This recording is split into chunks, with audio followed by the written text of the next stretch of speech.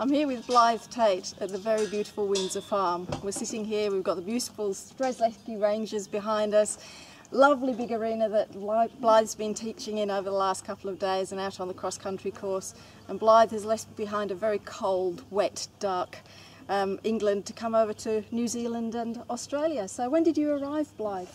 I arrived in Australia on Sunday, but in New Zealand on Thursday, so just fresh back. But I'll be down in the Southern Hemisphere for a couple of months now.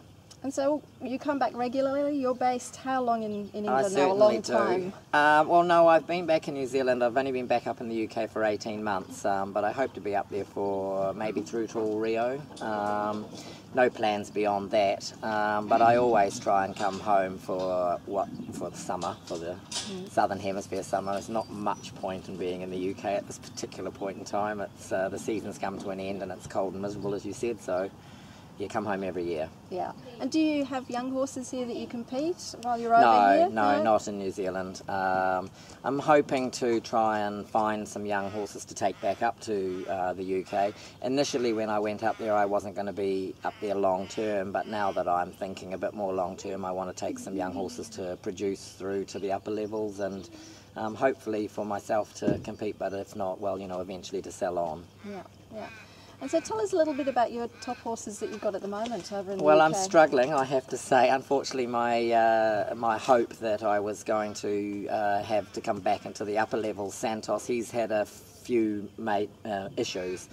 He was eventually diagnosed with a kissing spine and he's had an operation to hopefully alleviate that problem.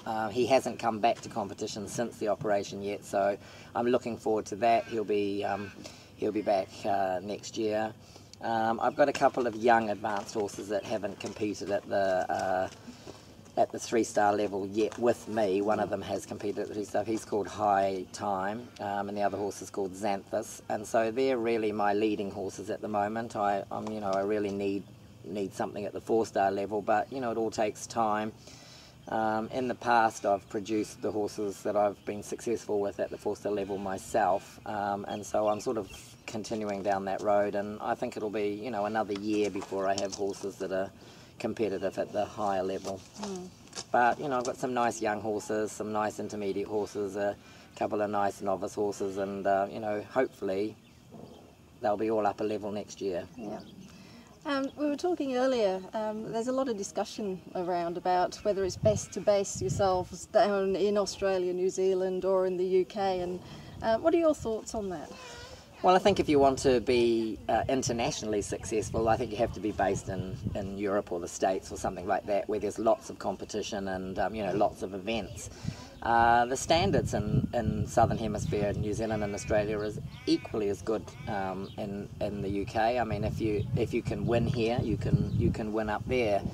But you know, there's no right or wrong way. It just depends on what suits your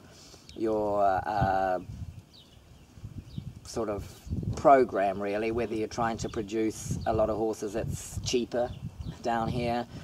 But there's more opportunity up there. You have events every weekend and during the week as well for a young horse, which means you can get lots of mileage and lots of education into them.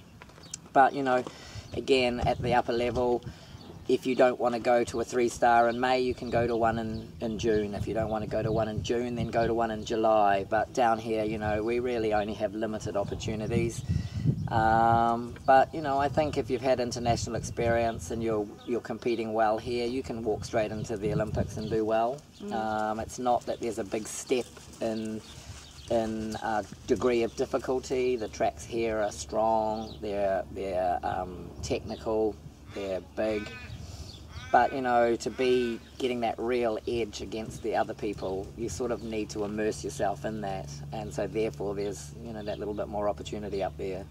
And so do you think it had a big impact for the New Zealanders that everybody sort of decamped over there prior to the Olympics? It seemed to be a very well thought out strategy. Yes, I do think that they had a good, strong preparation. We had a talented bunch of riders with a talented bunch of horses. So there was a bit more depth in the New Zealand team than there has been for a while. we made it our policy to put our high performance program into Europe before then. It may not be the same policy for the next games, but it's what they did there, and it came together really well. But you know, it's not the only way to do it. There's more than one way to skin a cat, and you know, just because things go wrong once doesn't mean to say it's always going to go wrong for people as well. I mean, when we came down to Sydney, we had a terrible run. Maybe you could say, well, why didn't we come down earlier and base ourselves down here, because our horses all just went wrong, you know, one after another. I don't know whether that was a huge factor in it. It's just, you know, how it goes. It's the horse sport, And you've just done a 2-day clinic here at the lovely Windsor Farm. You come here quite regularly. I try and come once a year. I don't really have the time to come any other time other than when the season's finished in the UK.